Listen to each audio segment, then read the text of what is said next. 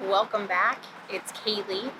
I wanted to share a little bit about our trip to Moab and our mistakes that we made going to Moab. During a really hot time of the year, we didn't really research all the different trails and things to do, and we booked late.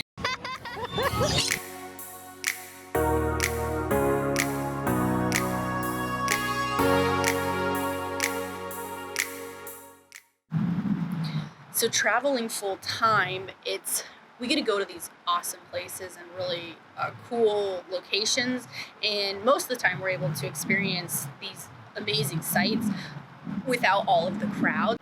But we also have to work, and so we have schooling and we have work to accomplish, and so generally our day includes school and a lot of work in the mornings, and then we go play in the afternoons. Well, that wasn't the case in Moab. We ended up having to kind of play earlier and then work in the afternoon. So we stayed at Pearl RV Resort, and it's just right before you get into Moab, and it was a very nice park. They had some horses that were right next to it. They had a pool, full hookups and everything. And the way we were placed, the sun literally hit the trailer all day, and it just was hard to keep cool. It was really expensive to stay in Moab. I know there's a bunch of boondocking sites that we did look into, but with work, we have to be able to be connected, and we can't really go boondocking if we don't have cell service, because then we can't work. And so we're a little restricted in that aspect. We were super excited to go explore Arches National Park. And so the first day we went in, and then we went into windows of Arches.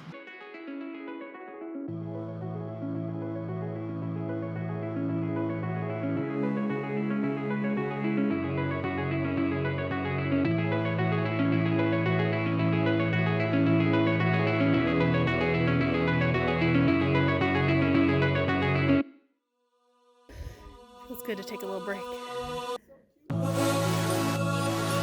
Yeah. It's only 101. It was beautiful, the drive, just going in there and seeing all these like sheer cliff faces and all these red rocks, and it was just gorgeous and breathtaking. But the sun was beating down and it was so hot. We didn't get to really enjoy our time there because it was just too hot. We didn't have hats or anything. We brought some water with us, but we were not ready for the heat and for just that blaring sun that, because there's nothing around there. It's a desert. And so it was just so hot.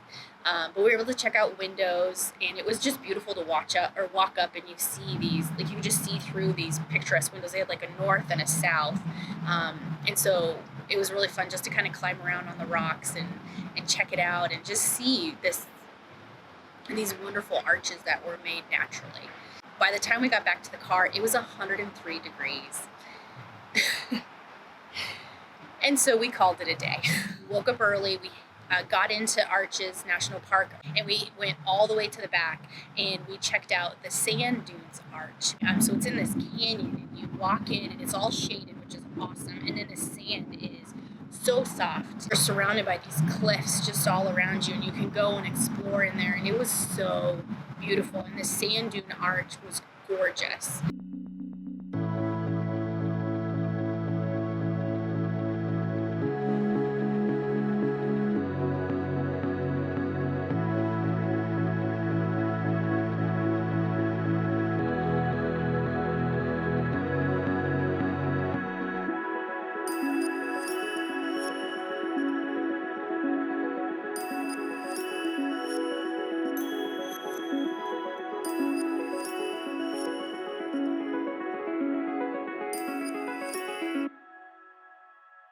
So after the Sand Dune Arch, we decided to go to Broken Arch, and that required us walking along a path. Some of the path was carved out in the dirt. You could see the path very clearly, and then the rest of the trail, the other 2 miles, was on rocky terrain, and so they had these cairns all around, which are those little rocks that are piled up. Those cairns were put there by the park rangers to help you guide to where you needed to go. And so it was so fun. It was our first ever hike back, like in the country where no one else was around. We didn't see a single person the entire time that we had went over to Broken Arrow. We took a snack, rested in the shade, and then we had hiked back as well. We are not hiking people before our adventures and doing this full-time life, and so we're getting into hiking, and this was our first experience with it, and it turned out really well. We had brought a ton of water, a ton of snacks. Steve had really planned it out and kind of laid it out, so we were more prepared than we were the day before.